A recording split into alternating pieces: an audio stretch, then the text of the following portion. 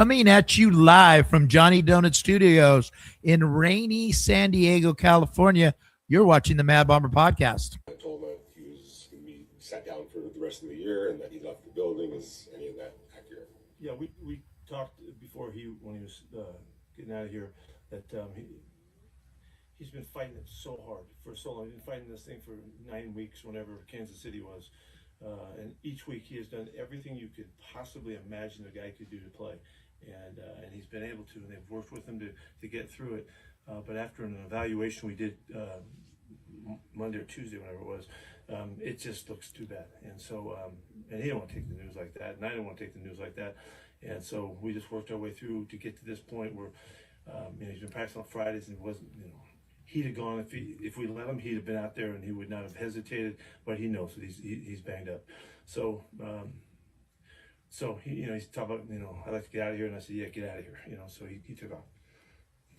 Given Max's competitiveness, were you not surprised by that being his reaction? No. Matter of fact, I anticipated it all the way throughout, and I've been with him since I saw him get on the bus in the Kansas City game.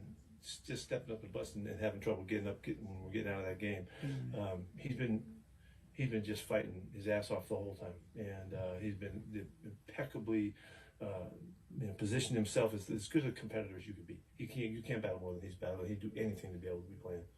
For clarity, is this for the rest of the season? Is that what the plan is? We haven't decided how that's going to work out yet, but that could happen.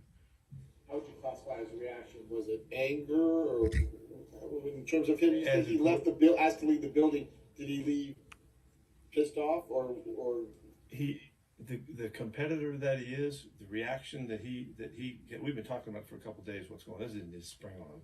We've been talking about it, and it was exactly like you would think he would do, and he should do, and I agree with him 1,000% on how he responded, and I responded the same way, and I get it, and so we fought our way through it, and just came to the hopefully the right conclusion for his long betterment.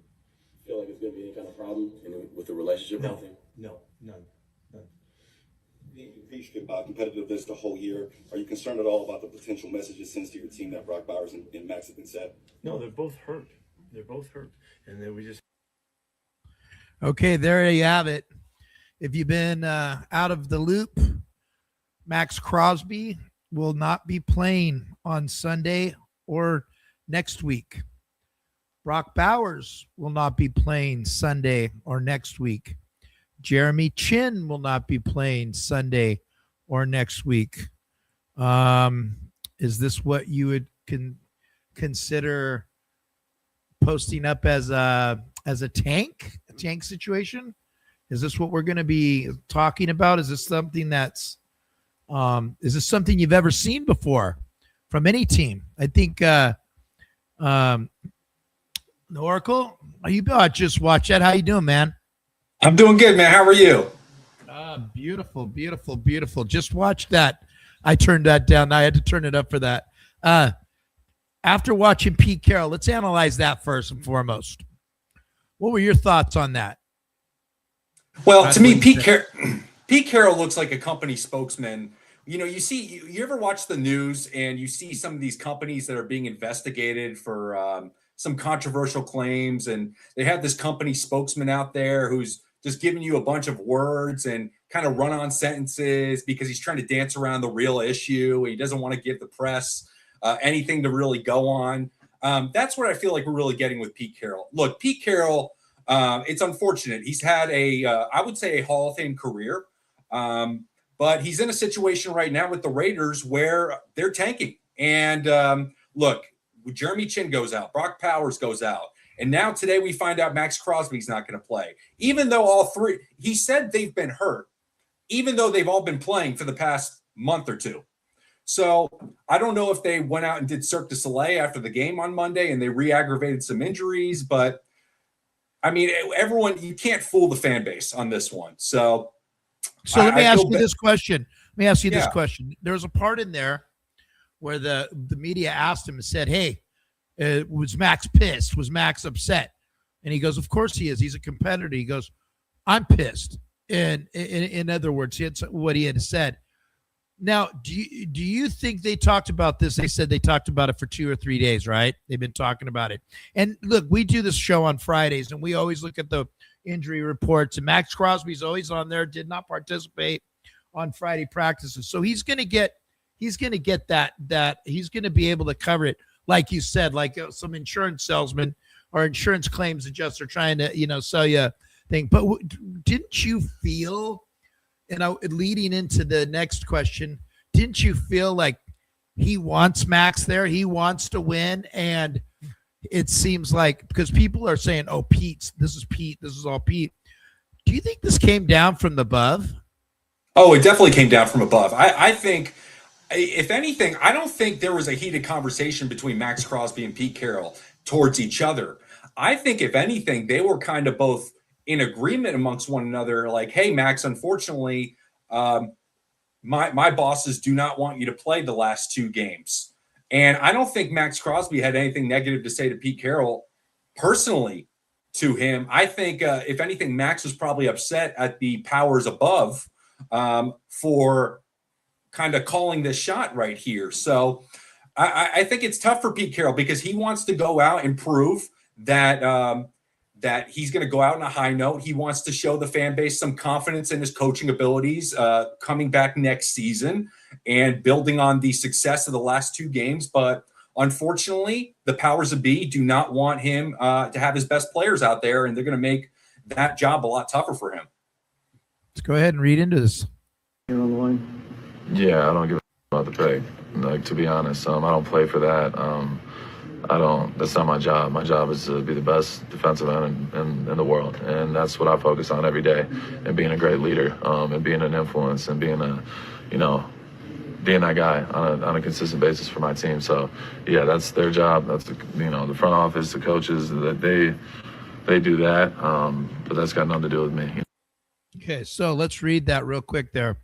Scoop page. Raiders told Max Crosby they want to shut him down the last 2 games. Crosby, who has played with injuries for much of this year, vehemently, whatever that means, guys at home, help me out, disagreed and has left the building. The Fox has learned. Could this be question to his future in Vegas? Well, they did ask Pete that we all listened to, and he said, oh, no. But again, Pete told us he was going to play the rookies this year. And I like Pete. I want him back next year. I just telling you that. I'm not putting a knife in Pete's back. All social media is thinking this is Pete's fault that Max isn't playing this week. Maybe Brock Bowers. Who knows what's going on? But he doesn't want to lose. He wants to come back and take this team. He said it earlier this week in the press conference. But listening to what Max just said, okay, fan bases are going to say, well, you know what? He's got to be on board for the tank. I don't think he does. And I think he's right when he says that. I'm not playing for that. And he's not going to be playing for that. I mean, if anything, it's like the front office heard that and they're like, okay, fine. But I think the thing that he got wrong on there is he says, when it comes to the number 1 overall pick, that's the front office, that's the coaches. I do not think that's the coaches. I don't think the coaches care about the number 1 overall pick either, because I think the coaches know that they need to go out there and put a good coaching job out there for not only the fans, but for the front office, ownership, for them to see like, hey, they're able to come up with good game plans. They're able to attack the opponent's weaknesses. They're able to build on their team strengths. So I think the thing I'm really curious about with this whole thing is, how did this information get leaked to Jake Laser of Fox? Yes. Because this is something that could have very easily been kept in-house between Max Crosby and Pete Carroll. But for some reason, and I always say, and this is something Al Davis always said, stories get out when somebody wants that story to get out. And clearly, whether it was Max Crosby or someone from the Raiders, they wanted this story about Max Crosby leaving the building out there. Wow. And hopefully this isn't somebody who's trying to get rid of this guy, because this guy's not that old. He's 28. He's still a young player. He's got 6 good years left in him. And we've seen other players play further. This guy keeps his body in shape. I will say, though, 2 years ago when we played the Chiefs at home, Crosby went out there on a broken stick and played the whole game. He's not on a broken stick right now. Okay. And that game didn't mean anything either. That was more at the end of the season. So, but we weren't prying for the number one draft choice right now. So with Crosby pissed off, Bowers out, both Pro Bowlers. Okay. You're going to be going, okay, who do the Raiders going to put up on the line to replace Crosby? And Oracle, you had a great point before we went on the air tonight. Tell us what you think is going to happen with the Raiders defense. Well, I think this week the Raiders are playing the Giants and Jackson Dart, who only threw for 33 passing yards last week. Now, understandably, he was going up against a Brian Flores defense, and Brian Flores is the one defensive coordinator who could throw everything but the kitchen sink at you. Every sort of look, every sort of disguise, every sort of coverage, every sort of blitz. And it's very tough to really diagnose that defense, especially as a rookie.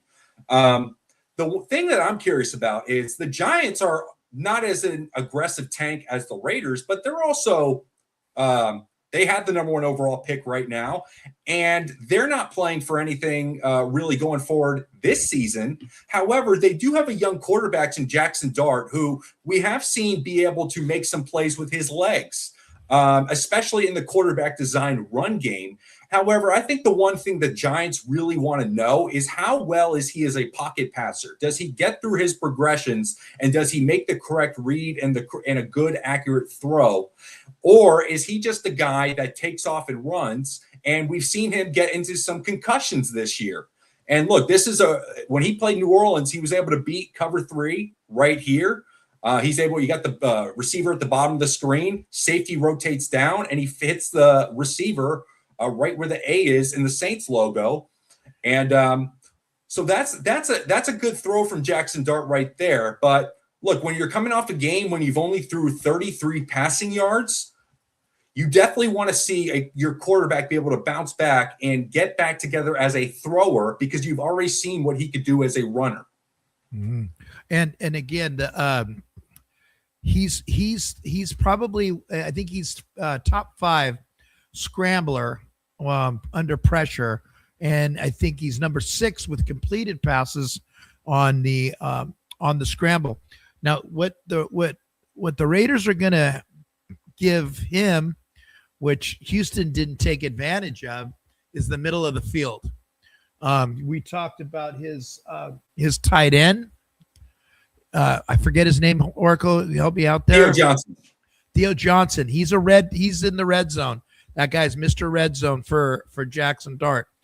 And they're going to run a lot of plays. They're going to run a lot of plays in the middle, because for some reason the Texans did not want to do that last week. And the first Denver game, Bo Nix didn't want to do that either. So I see that Jackson Dart is going to be using his backs and Johnson this weekend. You're going to see a lot of the paper cut style defense that we've been running. Without Max Crosby on there, who's going to take his spot? Well, this is a good time to see Malcolm Kuntz. Malcolm Kuntz played actually his first pretty good game last week, Oracle. Yeah, I thought so too. He had a couple, I think he had 2 pressures in the game. But look, the $1 million question that we want to see is, we drafted Tyree Wilson 3 years ago with number 7 overall pick. Is he able to come in, and is he able to end this season with a bang, the last 2 games? Because the Giants are going to be without Andrew Thomas. Jermaine Illuminor is the right tackle. I think I saw that he might not play either. I could be wrong on that. No, he's going to play. Him and Greg Von Roten will be there. Okay. Yeah, you got John Michael Schmitz, who started all the games since he's been a rookie.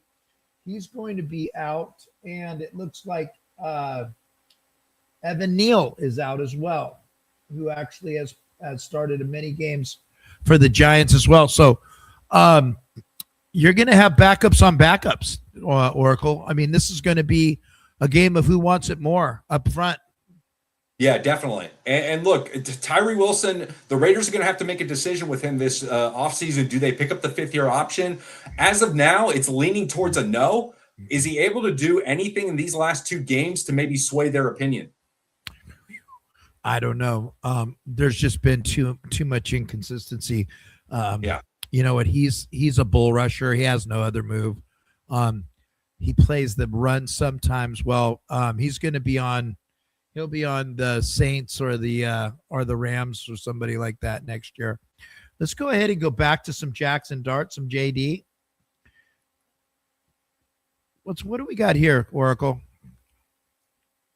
Well, here we got an even set. We got 2 receivers on the left, 2 receivers on the right, balls on the left hash. We got a back who's split to the left, and Denver's just in they got looks like a single high safety up the top, and they got it looks like they're playing man coverage. They got a corner opposite each receiver, so it looks like cover 1 right here. Yep. Let's go ahead and roll the tape and see what happens. So we got a motion by Wan'Dale Robinson, good player for the Giants, probably their best skill player. And then you're going to see both the guards come out, and it's going to be a screen. And this is Cam Scattaboo, who had a really good year for the Giants. Unfortunately, he got hurt. And this is a really good screen that the Giants were able to draw up. And you're going to see both the guards that are going to get downfield here on the end zone shot. And could this be are the Giants going to be able to get some screens on the Raiders here? And the Raiders got to be able to be prepared for this. Absolutely, with Jamal Adams in there, that's what I would be doing. Yeah, you get some of these linemen on Jamal Adams has a tough time really getting off blocks when linemen get on him. So This could be a play, even though it's Tyrone Tracy as the back. The Raiders definitely got to be prepared for this because it's going to be a play that the Giants are going to be able to look to get some chunk yards on and make sure that they're not throwing the ball down the field too much, because so far that hasn't been a whole lot of Jackson Dart's game. No, and especially with Malik Neighbors, been shelved from the start of the season. He's been kind of handcuffed. So let's go back to this play again.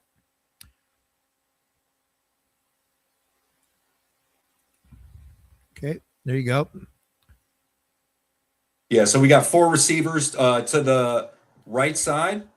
And then Jackson Dart's going to do a nice job stepping up. And then he's going to roll out and then finds a receiver. I think that's Chris Manhertz right there. Or no, that was Wan'Dale Robinson. Yeah. Wan'Dale Robinson, yep.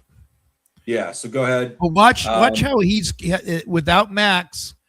You're going to have to keep especially moving up into Jackson Dart's face.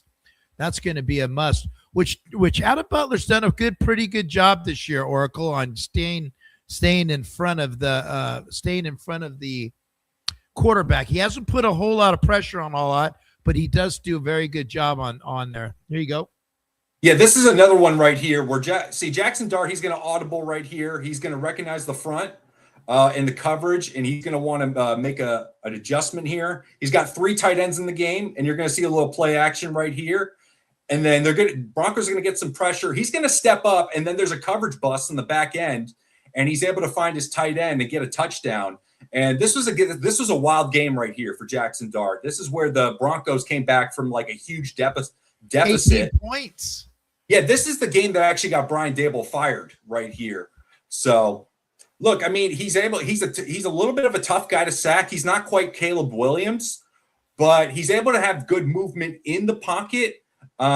And the line does a good job of making sure that as the guys are coming up field, they kind of get the guys just out of the way. They allow Dart to step up. Now, how is that going to be different with some linemen being out? Let's see how much that's affected. But the Broncos had a coverage bust, and the tight end was just wide open down the field. And hopefully the Raiders don't have a coverage bust like that, because definitely Jackson Dart can take advantage of that. Well, Jeremy Chinn's out, and that's going to be one of the he's one of the guys that is frequently taking over the tight ends and the running back sometimes in the flat. So I'm wondering who's going to be taking Jeremy Chinn's spot. Probably Darnay Holmes. I would think they go Greedy Vance on this one. We haven't really seen a whole lot of Darnay Holmes since the Cleveland game when he gave up that big reception to the big Shadur play there. Yeah. And Greedy Vance is very green. Hey, guys, if you like it, go ahead and do a like. I found out something this week. I guess I got to start pimping everybody to put the likes. So if you guys, I understand now, if I have all these views and I'm getting a ton of views, that if there's a like on there, that I guess it makes the algorithm go crazy, and then Raider Dad can prosper. All right, let's have a little fun now. I will be at the Raider game this weekend with the Oracle. We are not together, but we will be there separate times. So if we do get the number one draft choice, irritate when you hear talk about the number one pick being on the line. it irritates him. But could we be seeing a little bit of this? 110 at the start of the fourth quarter. What did it take to come back? Hey, first of all, I want to give all the glory to God. That was an amazing comeback. It's a testament how tough we are as a team. I love my boys. It's amazing. I'm so proud of everyone's team. We're 6-6. We're bowl bound, and we retain the axe. Go Bears forever. Let's go.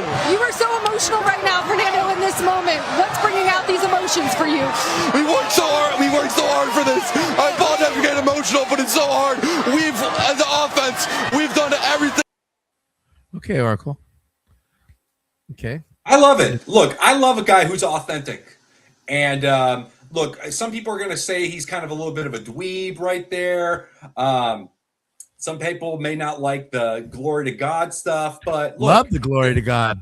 I do too. And look, what I love more is he's being authentic to himself, and he's not trying to go out there. And some guys, they want to be stoic. Show your personality a little bit, and don't feel like you have to apologize for it. And absolutely.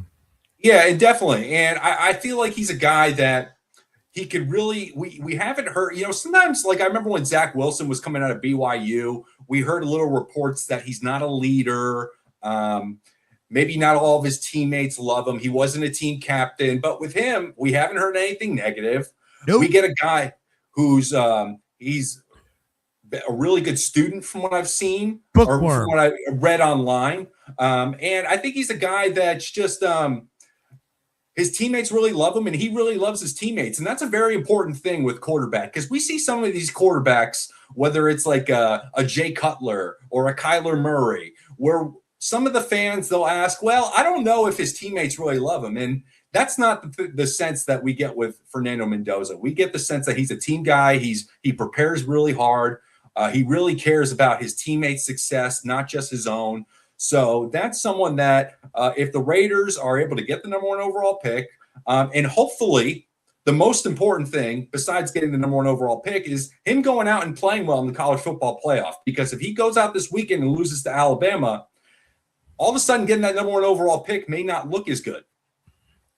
It sounds so beautiful. I want to give all the glory to God. We were never supposed to be in this position, but by the glory of God, the great coaches, great teammates, everyone we have around us, we were able to pull this off. Whoever thought the Hoosiers would be here, but now the Hoosiers are flipping champs. Let's go. You guys call your. See, I dig it too. And I think that, again, there's two factors going on. The Raiders got to do their job, and they're trying to do their job. They're putting people on the shelf. They're putting two potential Hall of Famers on the shelf for the rest of the year. And then, like you've been saying the whole time, let's see what the playoffs, bring, because Dante Moore, there's a lot of people, and I'm not just saying, there's a lot of people that think his upside is way bigger than Fernando Mendoza. And speak about Dante Moore. He's a big kid who's got a rifle, and this kid has been a superstar since he was in high school. He was one of the top-rated guys in high school. Yeah, he has. And look, I think we got to be a little careful with upside. And I'm looking at he's 6'3", and he weighs 206 pounds. But with upside, that's good. There have been guys like Josh Allen, who, when he came out, he went to Wyoming, but we all saw the upside with him. And that turned out to pan out because he also had great football character. There have been a lot of guys in the draft, but I think the big thing with the number one overall pick, you want to make sure you have a finished product more than upside. And so far, now let's not forget that Fernando Mendoza and Dante Moore, they played against each other earlier this year. And not only did Indiana win, but Fernando Mendoza also threw for higher passing yards. And that was in Autzen Stadium in Oregon. So, look, I mean, I get it, trying to project into the future and trying to think, okay, we should get Dante Moore because we think even though Fernando Mendoza is better now, Dante Moore will have the better overall career based on his traits, based on he has a stronger arm, he runs faster. But at the same time, you want to make sure that you're getting a guy that is the best processor and is able to read defenses correctly. And that's what really being ready is all about. And that's what having Fernando Mendoza has about 30 college starts. And that's something that really is able to help him in that regard to where people say he's the most quarterback ready now for the pros. And not only that, he's won big games, beat Ohio State, beat Dante Moore in Autzen Stadium. So at the same time, I get the whole upside thing, but I think it's a little negligence, to be honest with you, to say he's better than Fernando Mendoza right now based on what Fernando Mendoza has done this year. You know, every game I've ever watched since he played at Cal, he was the best player on the field, always. Even I mean, look at the Ohio State game. You want to talk about somebody who's tough. And I mean, listen to him. It sounds like he's a praise to God, but that guy got destroyed on the very first play of the game, face down on the carpet. He gets up and he plays against a tough, best defense in college football. Maybe Indiana's got the best defense in college football too. Both of that was a slugfest. And Fernando Mendoza came out and he won. So, Oracle, let's get back into the Raiders. What were we going to look forward to seeing this weekend? And I think we're going to see one of our rookies here, right? Yes, we are. Definitely. And look, it's good to see that Jack Besh is coming along. And look, with Brock Bowers going down, we're going to need him to step up more. Another player is Dante Thornton, probably going to get some more snaps. But here we got Jack Besh at the top of the screen, and he's going to run a deep crosser against Derek Stingley, who's one of the best corners in all football, and he's able to beat him. And Stingley's playing with outside leverage at first, and then Jack Besh is able to get an inside of him on the deep crosser, and he's able to continue running away from him. And this is a good throw from Geno. A little bit of a play action going up there, and just right over Derek Stingley's head. And look, it was one of Geno's better games, maybe his best game as a Raider, if we're being completely honest. Yep, that and the Patriot game for sure.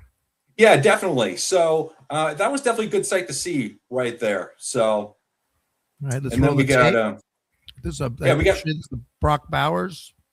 Yeah, so Houston's playing cover 6 right here, quarter, half. And the side that they're attacking with Brock Bowers is the cover 2 side. You're going to see Derek Stingley, who has flat responsibilities. Even though that when Bowers goes in motion, Kalen Bullock, the safety, follows him. It looks like it's man, but it's zone when you look at it post-snap. And Geno's able to I think Jack Besh, he runs a crosser at first, and that kind of occupies the linebacker a little bit. And then take a look at that. That's a great point, Oracle. Let's take a look at that. Yeah, so Kalen Bullock goes in motion, and then Besh runs a crosser, takes the linebacker with him in coverage, and then Brock Bowers sneaks back in the voided zone of where that linebacker was supposed to be. So that's a good call. Yeah, that's a good job by Geno too. Yeah, he's able to diagnose the defense, and he's able to get rid of the ball quick. The fact that Stingley doesn't go with Bowers shows that it's zone because he has flat responsibilities. So the fact that Bowers runs into the voided zone, I don't know if that was Bowers' designed route or if Bowers was able to read the defense and he was able to find the soft spot in the zone on his own. So that was a good pitch and catch of them two being on the same page. Nice. Look forward to seeing it more next season with Bowers. Yeah, again, we're gonna finish with the tankathon for sure. Okay, and here, this is my favorite play of the game. Oh, hold on, Oracle. I got Dan R has just told me, LOL, Oracle's painting is crooked. Oh, good catch, Dan R. Yeah, definitely. Hey, I'll make sure to fix it. Hey, I will make sure to fix that. No, don't fix it. And if you guys like Oracle's painting, please put a like right now. Put a like and subscribe or whatever you got. If you like that, look at Dan R. Dan R's on fire. All right. So Oracle, let's talk about this play right here, because realistically, this was probably one of the better plays that we've seen. And then go ahead and talk about my favorite player here. Well, look, when they played Philadelphia, we talked about how Darian Porter struggled setting the edge, and especially on that jet sweep from Dallas Goedert. But here we're going to see Darian Porter come up, and a lineman's going to come up on him, and he actually does set a good edge this time, and he's going to allow Isaiah Polamau to come in and finish off the tackle. And this is some Raider defense that we haven't really seen a whole lot this year. And it was really impressive to see on the toss play that they run here. And this was a third down play right here. This was a gotta-have-it play for the Texans. And the Raiders did a really good job of defending it. You set the edge, and then Polamau's the free defender, the unblocked defender. He comes in and makes the play. So really impressive play by both Porter and Isaiah Watch Max Polamau. on this. Watch Max on this. This is like what do you got when the kids play in school, the schoolyard? Watch Max. He just dives over everything. Yeah. He was expecting a quarterback sneak right there. Yeah, he was looking for Jalen Hurts. Yeah. There you go. Look at this again. Let's watch Darian Porter. What I'm telling you, I'm about ready to get a 26 jersey. Look at. Okay, watch on the very outside at the 30. Watch this 210-pound cornerback go against a guy that's 310 with all his might. Boom. Nice. Boom. Nice. And good tackle by Polamau right there. He's had some issues tackling in space this year, but that was a play that he was able to come up. And when he's able to, the one thing I've noticed with Polamau is when he's able to come up and kind of be a heat-seeking missile, and he doesn't have to break down, he's able to just kind of run into a guy. He does get the guy on the ground. Both Devin White and I no more purple Drake. Look at the Flecto. I don't think we got to worry about that. I don't think Fernando Mendoza is doing any drugs. He doesn't seem like that type of guy. Could have throughout the summer to being down, having a close game. This has to be the most special moment in my life today. Look around at these fans in this moment. What will you remember most from this? Okay, look at David Freitas, who is a Cal. Okay, thank you, Dan Pearson. I haven't seen you in a while. I almost called him today to see if he was okay. Look at Dave Freitas. Mendoza loved his Cal teammates so much he left them. Oh, my God. Oh, come on. Oh, good call, Freitas. I love that. He loved his teammates. You know, of course I love you, baby. Here's my new girlfriend. She's got a little more up on top than you do. I love that. He's like the doctor that once he graduates med school, he gets a hotter girlfriend. Exactly. Or the girls that sit outside the Marines office in the morning to get themselves a man. I just love that play. Love that play.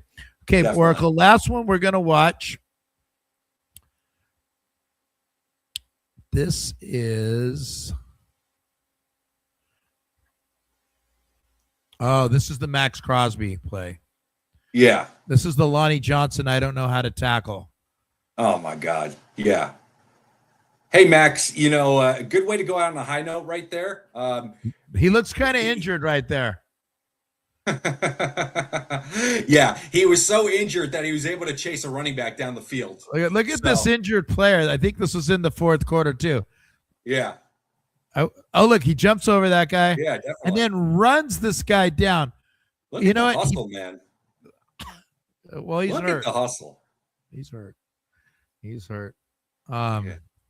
By the way, let me just say this. And Lonnie Johnson may be one of the worst tacklers I've ever seen in the NFL. He was a corner coming out of college at Kentucky. He was drafted in the second round by the Texans, and they moved on from him. And he's since moved to safety. But, man, does he really struggle tackling in the open space. And look, he is an NFL player. I don't want to be too disrespectful. But, man, for an NFL player, he just really struggles tackling. Well, that's why the Texans got rid of him, because he had that game against the Chiefs in the playoffs where he just got toasted up. So, Yeah. Guys, we've been talking about the front office a lot, and at the end of the year, we want to know who's running the show. We don't know right now. There's going to be a lot of coming out, whether Carroll stays. I hope he does. I'm one guy that wants him to stay. I'm in the minority, and I understand that. But I am a guy that would love to see him stay and carry the ship. I don't think he forgot how to coach. Andy Reid didn't forget how to coach yesterday, did he? I guess he had a couple of linemen that are hurt and a third-string quarterback. And what about Dan Campbell? All of a sudden, his offensive line doesn't blocking for Jared Goff. Jared Goff's not a very light on his feet kind of guy. So all of a sudden, Dan Campbell forgot how to coach. And I would like to see him. But at the end of the year, we need to go ahead and figure out who the F is running the show. Is it Brady? Is it Spytech? I will say that for the third week in a row, Caleb Rogers was one of the lowest pressures rates allowed by a rookie offensive lineman in week 16. So that's 3 weeks in a row. He actually 2 weeks in a row. I just think that they just found a gem with Caleb Rogers. Here we go. No Pete, because he will keep Nepo's sons. They suck. I'll tell you what, if he does keep his Nepo sons, then I do want him gone. There's no way, there's no doubt in my mind that he can find better coaches for one of the most important positions on the field. So let's see. Pete Carroll knows how to coach. Keep out of his way. Thanks, Batesel. Him and I are in the same thing. And Daddy knows some people that have these in the NFL. And Oh, wow. The guy. Oh, yes, he does. He has guys that have these that Hall of Famers he talks to, and they think that Pete Carroll can coach. So, and now just going to leave it at that. And then Brian Starsiak, Spytech. I'm on Brian Starsiak's team. I think Spytech's running the show right now. I said it when they fired Chip Kelly. They said, "Okay, we'll pay the $12 million. You pay our rookies." That's how it is. Or you keep Chip Kelly and keep our rookies on the bench. Oracle, what do you think's going to happen? You're the Raider fan number one now. What is going to happen at the end of the year? Who do you think runs the show here? Who do you think is going to be the true commandant at the end? Well, I think Tom Brady, who is the true confidant of this team. I mean, look, we talked about on Tuesday how Tom Brady has a general manager in Spytech who they were together in Tampa Bay.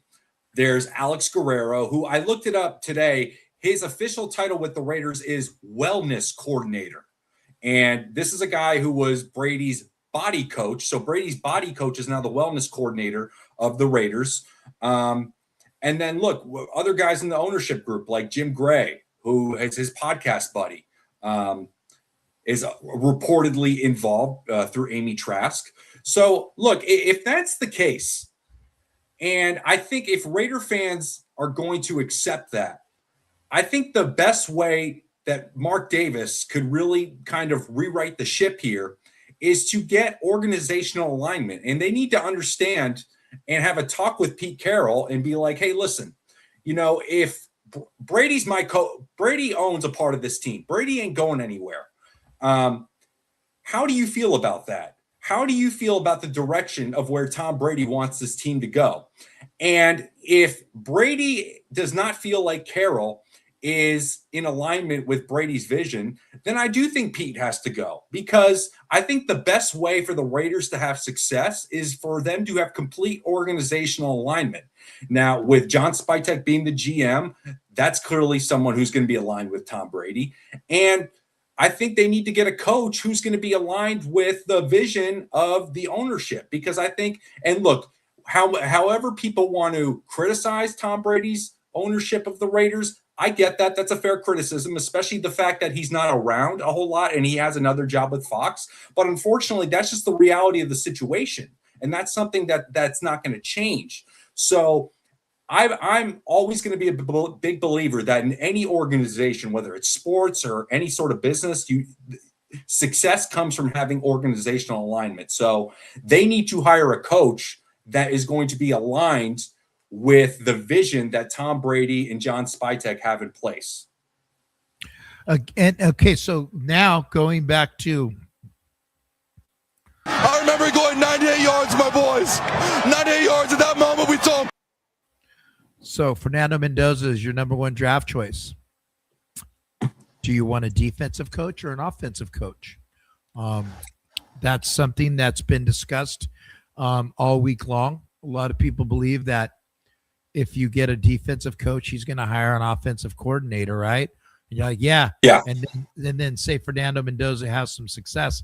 The next thing you know, he's the next Clint Kubiak, and now you're getting yet another offensive coordinator, as opposed to you hire an offensive Sean McVay, Andy Reid, guys that even if they lose their offensive coordinator, it's really not going to make a difference because they're ultimately their offensive coordinator.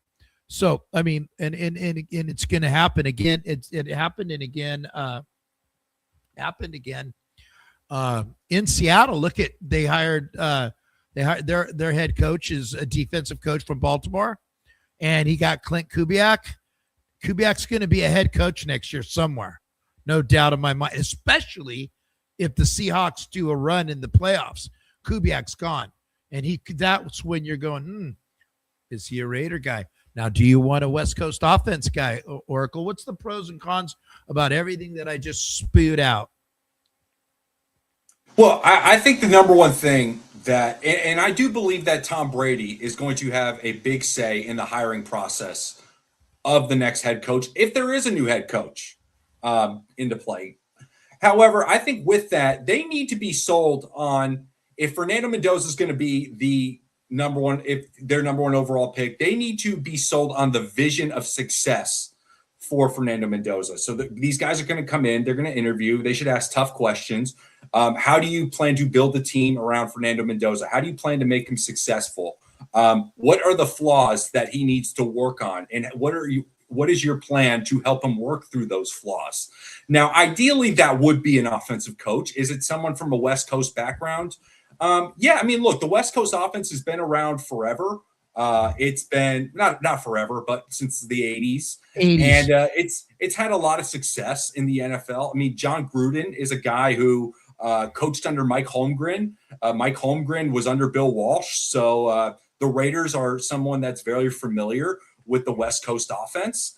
But I don't think you have to be so locked into offense either, because there could be a very good defensive coach who you're really sold on his leadership ability. You think he's going to really – it's because it's not – I mean, a quarterback is just one of the 53 guys on the roster. What about the other 52?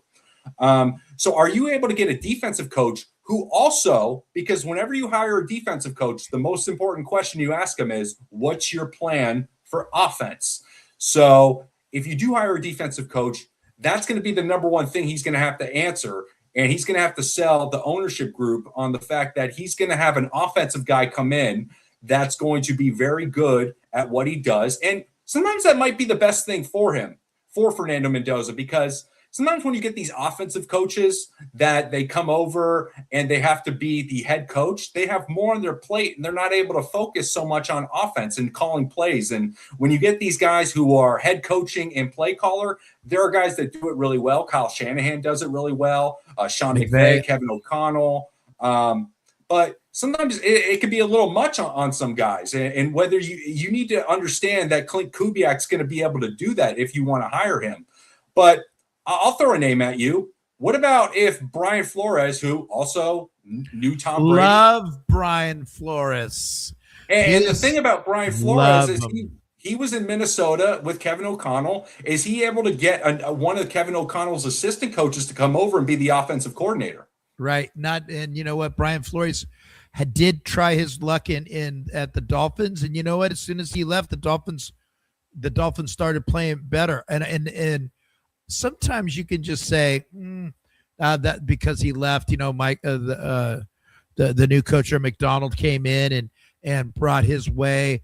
A lot of people give the new head coach, just like Tony Dungy, with the Tampa Bay Buccaneers. John Gruden won it with Tony Dungy's team, Super Bowl Tony Dungy's team. I like your analogy with look at D'Amico Ryans, what he's done. He's got CJ Stroud there, and that's a tough team. And their defense gives their offense a lot of opportunities because they get him the ball back so quickly. And one of the first things he did, right, is with Stroud, he didn't stop. They traded back into the first round and got Will Anderson. Yeah. So let's see. The Niners just finished off. And then, so I just feel like what you said makes the most sense. There's got to be a vision from the top. And you know what? It's okay to let us fans know what the vision is. Okay. This is what. Oh, yeah. I mean, Antonio Pierce said it. He wanted to be a smash you in the face, run the ball hard. Unfortunately, he didn't get enough chance to do it. He didn't have a quarterback. He didn't have an offensive line. Same thing that's going through Pete Carroll's mind. Thank you very much, Jesse. If you are enjoying the show, give these guys a like. It helps a bunch. I would love that. We love the likes. I guys see a bunch of people on here, so I'm going to see a bunch of likes at the end of the day. Danny Pearson, the Niners just finished off. Who are the Niners anyway? Is it off Jim Tom Sula's contract? Jim Tom Sula. Oh God, that was horrible. You could have brought Chip Kelly in there too, Big D. First of all, the Jim Tom Sula introductory press conference was the best introductory press conference ever. I remember that. What a Mama Luke that guy was. Well, Oracle, both of us have to get up early because we're going to Las Vegas, and I'm going with this very pretty girl. She's my date this weekend. Look at that. We're going to be wearing Max Crosby jerseys in Allegiant Stadium, but I don't think Max Crosby. Now here's the capper, fellas. Here's the capper. Max Crosby will be on the sidelines, right? That's a good question. I wouldn't be surprised if he's not. I would not be. And if he's not, oh man, it's going to be, the Raiders may get the number 1 overall pick, they have to beat Kansas City lose to Kansas City the following week. There's going to definitely be a high if the Raiders lose, unfortunately, for Raider fans long term. But yeah, if he's not on the sidelines, that's gonna really ignite the whole, is Max Crosby going to get traded? That's going to be the 2 first rounds or 3 first rounds trading. Oracle, Dan R is just losing it right now. I know. Please do not straighten it out. I'll tell you what, we'll straighten it out as soon as we get all the likes on there. We're holding people hostage. When we could help out Raider Dad, then I'll straighten out the painting. That is never getting straightened out. Ever. Man. So Oracle, you're going to be at the game this weekend. Yes. You're going to be getting the $2.99 hot dogs. Oh yeah. Look at that. Thank you, Dan R. Look at my hot dogs is not crooked. So Oracle's going to come in. Are you going to do Tuesday? Are you able to do Tuesday? Oh yeah. Yeah. Okay. So Oracle's coming in on Tuesday. He's going to I want you taking pictures. I want you to he gets to go to the most beautiful place in the United States as far as stadiums goes. I wish it was in Oakland. Believe me, I wish it was in Oakland. Wish it was in Jack London Square or down by Everett Jones. So, Oracle, you're going to have fun this weekend. I will see you tomorrow night. Let's have cigars in the cigar lounge tomorrow night. Oh, yeah, definitely. Yeah. Drive safe. Is it supposed to rain all the way up there, too? I'm not sure, but I haven't checked either. I've driven through some bad weather on the East Coast. I'm sure everything will be A-okay. We'll be okay. We'll be all right. I will be there with a friend of mine, Rudy, who's been on the show before. We're looking forward to having a good time. And then I will have that beautiful lady next. I can't wait to meet her. She's adorable. She's the best. And she has a winning record in Allegiant Stadium, so maybe we ought to leave her at home. Tell her to say. Maybe we'll take her to a daycare center somewhere. Yeah, we'll take her to daycare. All right, guys, we will see you on Tuesday. If you like the show, please like and subscribe. I hate saying it, but that's the way it goes. Oracle, I'll see you tomorrow night. And then tomorrow night. I think the Raiders, this is what I think. I think the Raiders will go down 23-13. I think that we're going to have a special teams gaffe. And I believe that they're going to bottle up Genty. So, Oracle, I'll tell you what. I hope it's a close game. I want there to be suspense because of course the loser is the winner in this game. So I would like it to be close and suspenseful. Is there any let's see who else. Have fun. Glad Oracle's finally. Thanks, Dan R. We'll get that thing straightened up. But we will definitely. It's going to be one of those games where I'm going to videotape the walk home if we lose or if we win, one of the two, so I can see what we're hearing. Because I can tell you right now, the Raider fans tomorrow are going to want to lose. Yeah, not tomorrow, on Sunday. The Raider fans are going to want to lose on Sunday. They're not going to be. There's going to be those guys that are and they're those guys that don't ever want to lose. And I don't hate those guys at all. Believe me, I don't. No. But we're so close to changing the culture right now. We are just 2 games away from getting a quarterback, a young quarterback, a number 1 quarterback. We've only had 2 number 1s in our life, and that was 3 actually: Stabler, Eldridge Dickey, and Jamarcus Russell. So this could be the number 4, but we haven't had a number 1 since 2007. So everybody's excited. It's almost like we're in the hunt. We're only in the hunt for the number 1 draft choice. So yeah. All right, Oracle, I will see you this weekend. And guys, thanks for showing up. Looks like we had a big show tonight. Thank you very much. And we'll talk later. Good night now. Good night now. Now it's Siani to the left. Biletnikoff to the right against Marsalis. Back is LaMonica. Throws for Biletnikoff. Touchdown Raiders! Biletnikoff is having words right now with Marsalis. Fred caught that ball after quite a physical battle with Marsalis in the right corner of the end zone. He went on out of the end zone, and then instead of slamming the ball into the turf, he ran back in about 10 yards to where Marsalis was and defiantly slammed it in the turf in front of Marsalis. The 2 tight ends are lined up as tight ends.